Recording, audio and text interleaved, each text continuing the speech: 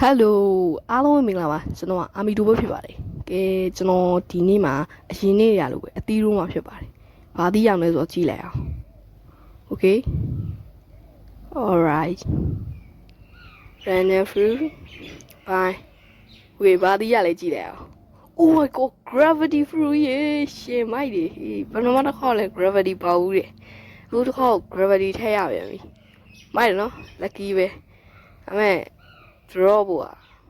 ဒီဘေးနားကောင်ကွာကတိကတ်တယ်မ draw တော့ဘူးကဲ trade ကြည့်အောင် okay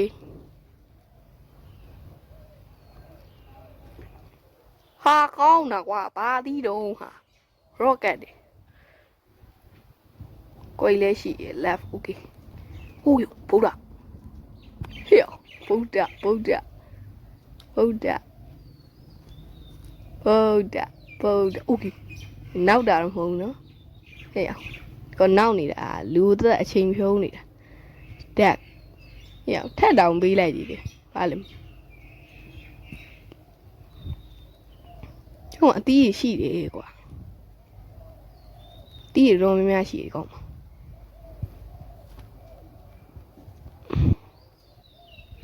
ရှောက်ပြကြည့်ဦး rubber လေးရှိ goose လေးရှိ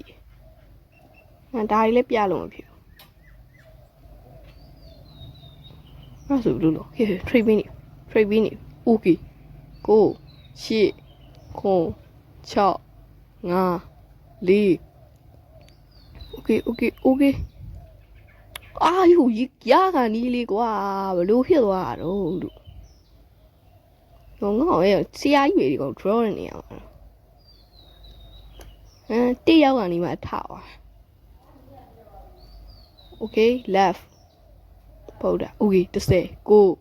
10 9 6 5 4 3 2 1